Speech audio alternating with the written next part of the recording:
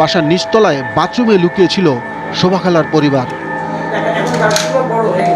করেছে হাসিনা, সেটা ওরা জানে করেছে হাসিনা এইখানে আর কি দুতলায়, আমি তো ওখানে একতলায়, কিন্তু হাসিনা যে গৃহবন্দী শোভা খালা। কিন্তু শেখ হাসিনার স্বামী, প্রয়াত স্বামী সেই ওয়াজেদ মিয়া, তিনি কি সত্যিকার অর্থেই ন্যাচারালি প্রাকৃতিকগতভাবে কি মারা গিয়েছেন, নাকি তাকে হত্যা করা হয়েছিল?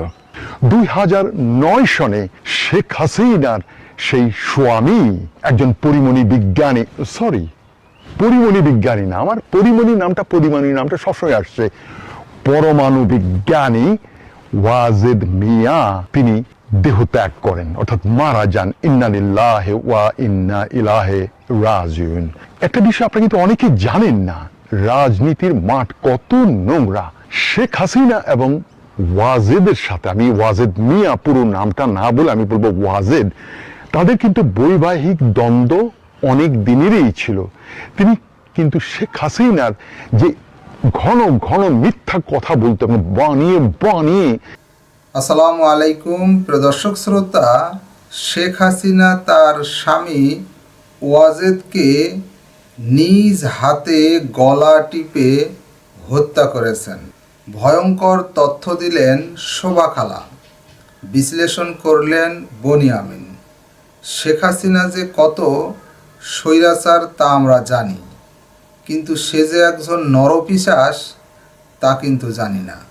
তবে সাংবাদিক ইলিয়াস তিনি ব্যাখ্যা দিয়েছিলেন কিভাবে জেলখানার ভেতরে মানুষদেরকে হত্যা করে সে জবাই করেছে এই শেখ হাসিনা। চলুন ভিডিওতে বিস্তারিত দেখে আসি। কিন্তু শেখ হাসিনার স্বামী, প্রয়াত স্বামী সেই ওয়াজেদ মিয়া, তিনি কি সত্যিকার অর্থেই ন্যাচারালি প্রাকৃতিকগতভাবে কি মারা গিয়েছেন, নাকি তাকে হত্যা করা হয়েছিল?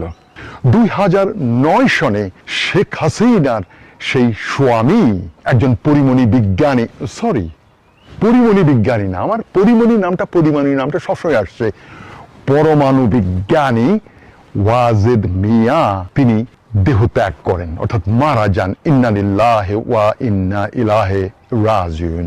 একটা বিষয় আপনারা কিন্তু অনেকেই জানেন না, রাজনীতির মাঠ কত নোংরা। শেখ হাসিনা এবং ওয়াজেদের সাথে, আমি ওয়াজেদ মিয়া পুরো নামটা না বলে আমি বলবো ওয়াজেদ, তাদের কিন্তু বৈবাহিক দ্বন্দ্ব অনেক দিনেরই ছিল।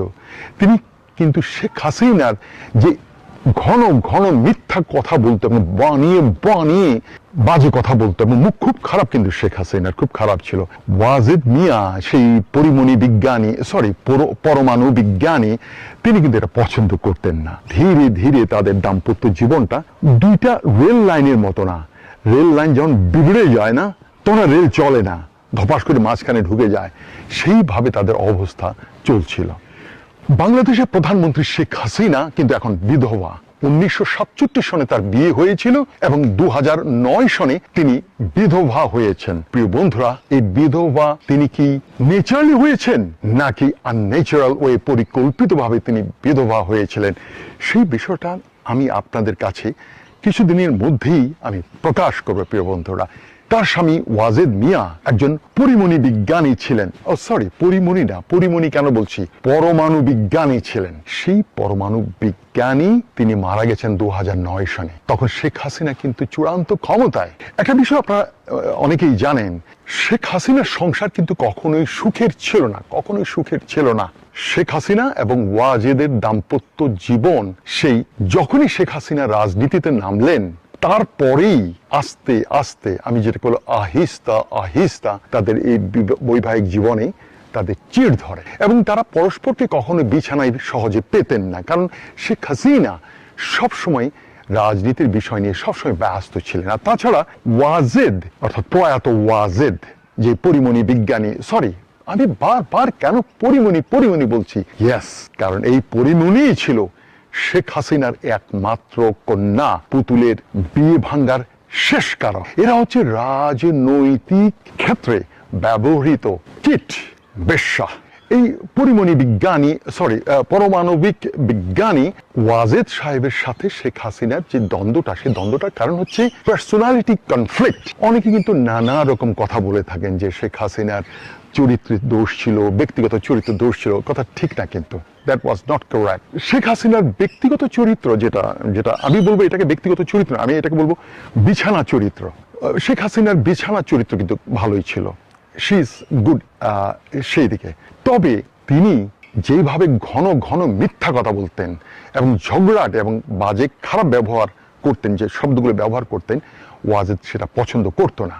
ওয়াজেদ কখনো চায়নি তার স্ত্রী রাজনীতিতে আসুক, কারণ রাজনীতিতে আসলে একজন সৎ লোকও অসৎ হয়ে যায়। আর শেখ হাসিনার ক্ষেত্রে হয়েছে সেটা। 2000 সনের গোড়ার দিক থেকেই ওয়াজেদ, আপনারা যারা এখনো বিষয়টা জানেন, তখন থেকে কিন্তু শেখ হাসিনাকে সে ডিভোর্স দিবে, তালাক দেবে, এভাবে সে হুমকি দিয়ে যাচ্ছিল। শেখ হাসিনা পড়েছে মহা বিপদে, কারণ তিনি একবার ছিলেন প্রধানমন্ত্রী, আবারও প্রধানমন্ত্রী হওয়ার স্বপ্ন দেখছেন। সেই শেখ হাসিনার জন্য ওয়াজেদ হয়ে গেল একটা বিরাট আতঙ্ক। আর ওয়াজেদ মিয়ার নিজের কিছু এক্সিস্টিং কিছু ডিজিজ ছিল, নানা ধরনের ব্যাধি ছিল। দীর্ঘদিন ধরে তিনি ব্যাধিগ্রস্ত ছিলেন। তার ছিল সেই চিনি সমস্যা মানে কি, ডায়াবেটিস। তো ডায়াবেটিস ছিল, তার হার্টের প্রবলেম ছিল, তার কোলেস্টেরল ছিল, ব্লাড প্রেশার ছিল এবং অ্যাজমাও ছিল। এই ধরনের অনেকগুলো মাল্টিপল তার ডিজিজ ছিল এই ওয়াজেদের। ওয়াজেদ মিয়া 2009 সনে হার্ট অ্যাটাক করে মারা গেছেন। তার কিছুদিন আগে সিঙ্গাপুর থেকে তিনি অ্যান্টিওপ্লাস না কি যেন প্লাস মাইনাস করে আসছে, আপনারা সেটা ভালো করে বুঝতে পারছেন, হার্ট অ্যাটাক কি সেটা করে আসলেন। আসার 2 মাস পরে তিনি মারা গেলেন। ওয়াজেদ সবসময় শেখ হাসিনাকে তালাক দেওয়ার কথা তিনি বলতেন, এবং তিনি তার লিখিত বইতেও তার সংসার জীবনের কষ্টের কথা তিনি পরোক্ষভাবে উল্লেখ করে গেছেন। শেখ হাসিনা এবং ওয়াজেদ মিয়ার বিছানা জীবন ছিল খুবই সংক্ষিপ্ত, আশা করি আপনারা বুঝতে পারছেন। আর একজন পুরুষের চাহিদা অবশ্যই থাকে, ওয়াজেদের সেই চাহিদা অন্যভাবে পূরণ হতো, সেটা নিয়ে আমরা পরে আলোচনা করব। শেখ হাসিনা যখন টের পেলেন যে ওয়াজেদ তাকে তালাক দেবেই এবং সেটা নির্ধারণ হয়ে গেছে, তখন তার দলের ভেতর থেকে তার 2 জন অত্যন্ত ঘনিষ্ঠ ব্যক্তি, আমির হোসেন আনু এবং তোফায়েল, আরো একজন, আমি তার নাম বলছি না কোন একটা কারণে, এই 3 জন মিলে তারা ষড়যন্ত্র করলো যে ওয়াজেদকে এই দুনিয়া থেকে এমনিতেই তালাক দিয়ে দিতে হবে। অর্থাৎ আপা, আপনাকে তালাক দেওয়ার আগেই যেন ওয়াজেদের তালাক হয়ে যায়। ওয়াজেদ মারা গেল মে 2009। শেখ হাসিনা তখন ক্ষমতায়। এই সকল সংবাদগুলো আসেনি তিনি কিভাবে মারা গেলেন। আমি আবার বলছি, ওয়াজেদের মৃত্যুটা ছিল আনন্যাচারাল। এই বিষয়টি তার সন্তান, তার ছেলে জয় জানে না, কিন্তু পুতুল জানে তার বাবার মৃত্যুটা কিভাবে হয়েছে। তার বাবার কি ন্যাচারাল মৃত্যু নাকি তাকে মারা হয়েছিল। প্রিয় বন্ধুরা, এই বিষয়টা বনি আমিন অত্যন্ত খোলাসা করে আপনাদের সামনে তুলে ধরবে আগামীতে যে কোনো একটা ভিডিওতে। আবারও বলছি, শেখ হাসিনা স্ব-ইচ্ছায় বিধবা হয়েছেন। শেখ হাসিনা আল্লাহ কর্তৃক বিধবা হননি। পৃথিবীর কোনো একটি দেশে সেখানে বসে আমি আপনাদেরকে বিস্তারিত বর্ণনা করব। কিন্তু এখন এই মুহূর্তে যে পরিমণি শেখ হাসিনার মেয়ের সংসার ভাঙলো, সেই বিষয়ে যখন আমি একটা ভিডিও করলাম গত পরশু, অর্থাৎ 2 দিন আগে, সেই ভিডিওটি অনেকেই নানাভাবে শেয়ার করেছেন বিভিন্ন ফেসবুকে, অনেকেই লাখো ভিউ হয়ে গেছে। প্রিয় বন্ধুরা, আমি বলবো মিলিয়ন ভিউ হয়ে গেছে। অনেকে আমাকে নানা ধরনের প্রশ্ন করেছেন এবং এই প্রশ্নগুলো আমার উত্তর দেওয়ার মতো এত সময় নেই। কিন্তু আজ এই মুহূর্তে আমারই একজন একনিষ্ঠ সহকর্মী, বনি আমিন চ্যানেলের অ্যাসিস্ট্যান্ট এডিটর ANM ওয়াহিদ উল্লাহ ভূঁইয়া, তিনি আসবেন ক্যামেরাতে। তিনি আমার কাছে ছোট ছোট কিছু প্রশ্ন তুলে ধরবেন। আমি সেই প্রশ্নের উত্তর, অর্থাৎ ওই কমেন্টে যে সকল কিছু প্রশ্ন এসেছে সেই প্রশ্নগুলোর উত্তর আপনাদেরকে দেব প্রিয় বন্ধুরা। আর শেখ হাসিনা যে তার স্বামীকে হত্যা করেছে সেই বিষয়টা নিয়ে বনি আমিন অতি সহসা কথা বলবে। ওয়াজেদ তিনি নিহত হয়েছেন, ইয়েস, তিনি রোগাগ্রস্ত ছিলেন, তার মৃত্যুকে ত্বরান্বিত করা হয়েছিল শেখ হাসিনা তালাক প্রাপ্ত হওয়ার আগেই।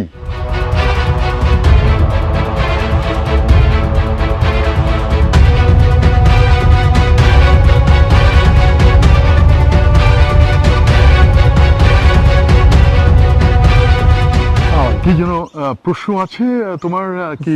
স্যার প্রথম প্রশ্নটা আমি যেটা করতে যাচ্ছি, আসলে আপনার এই যে আপনার যে ভিডিওটা, এটা তো মানে পরিমণির বিষয়, পরিমণি বিষয়ক যে ভিডিওটা, এটা তো পরিমণি এবং পুতুল অর্থাৎ শেখ হাসিনার সেই বিষয় কি আমাকে আজকে প্রশ্ন করবে? সেই বিষয়টাই আপনাকে জানতে চাচ্ছি, কিছু কোশ্চেন যেটা অনেক কমেন্ট পড়েছে আমাদের সেই ভিডিওতে, এবং সেখানে কিছু কোশ্চেন অ্যারাইজ হয়েছে, যে দর্শকরা কিছু কোশ্চেন আপনাকে করেছে। তুমি একটা একটা করে আমি কিন্তু বেশি প্রশ্ন উত্তর দেবো না প্রিয় বন্ধুরা, কারণ হাজার হাজার কমেন্ট পড়েছে।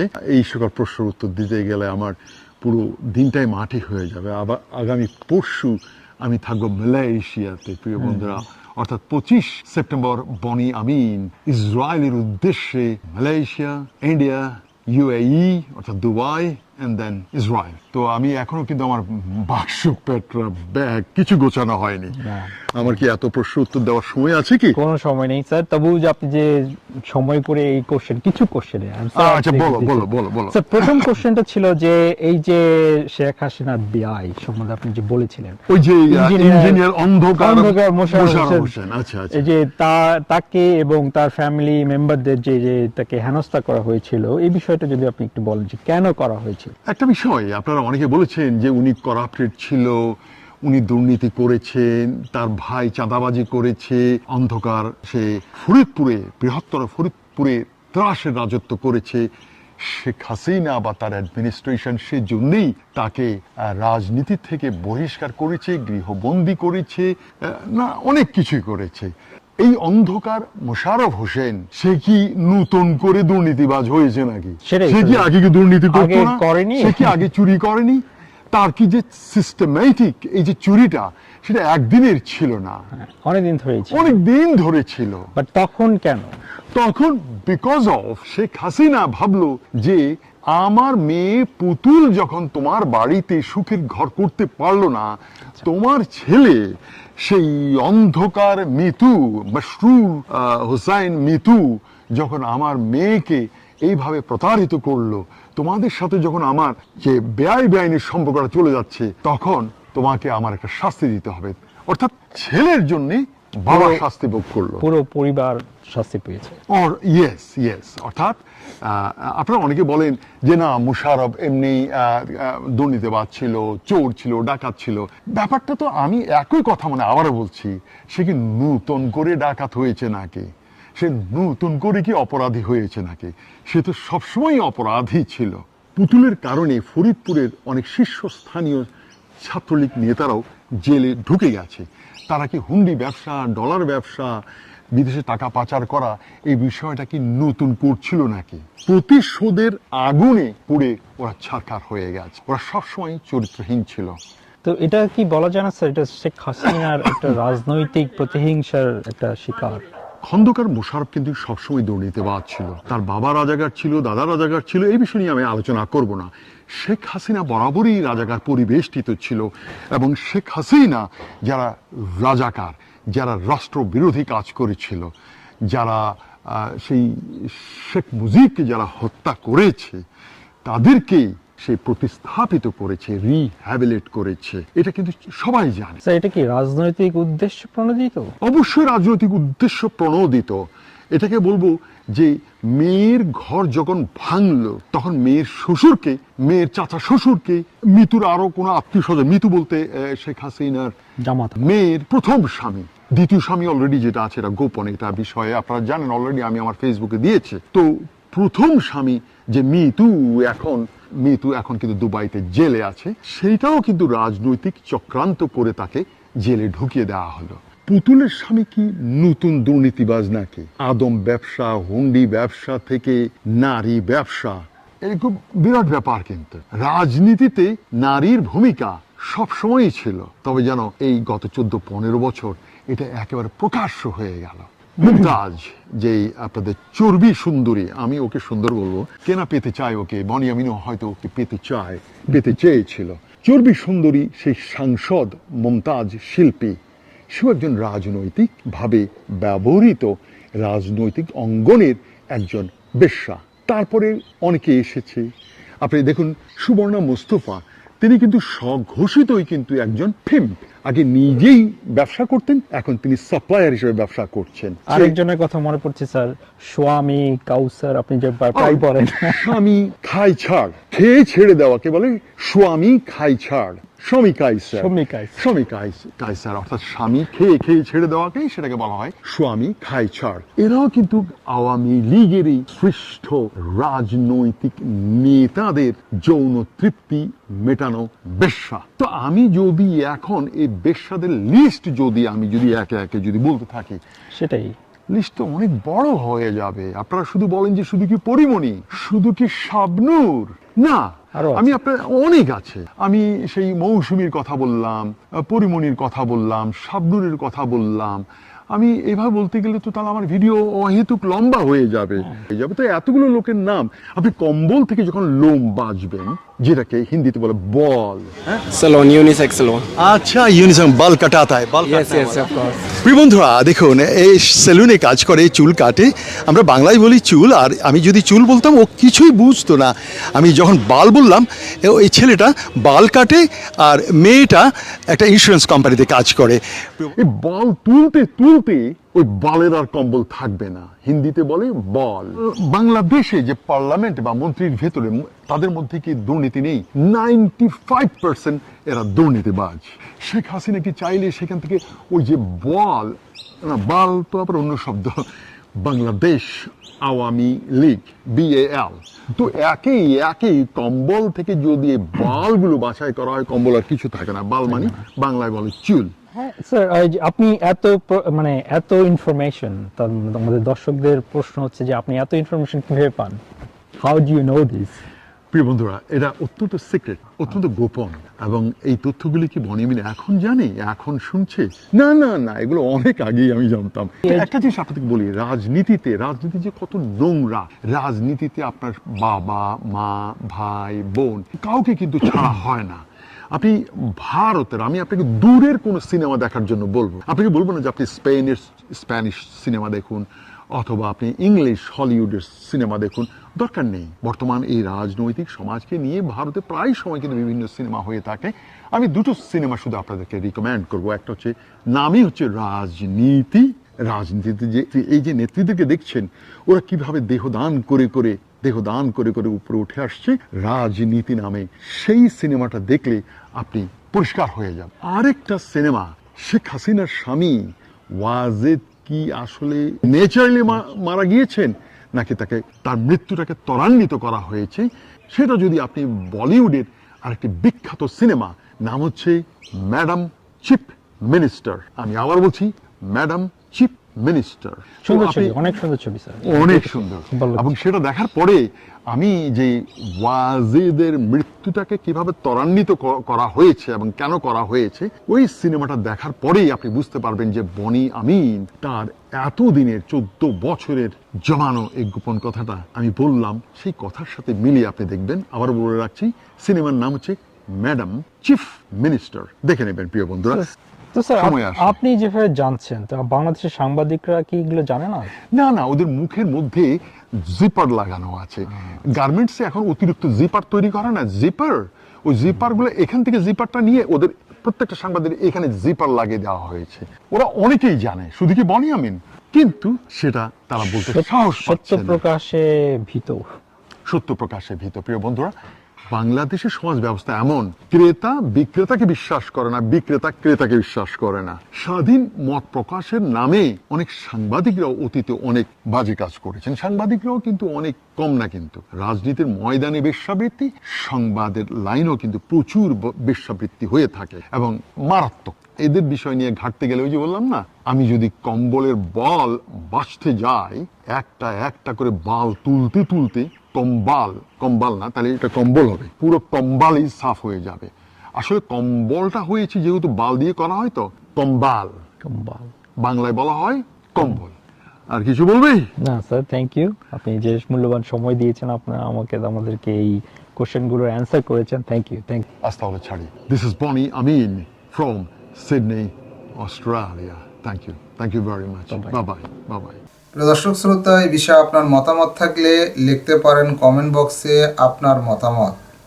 আজকে এই পর্যন্তই। আল্লাহ হাফেজ।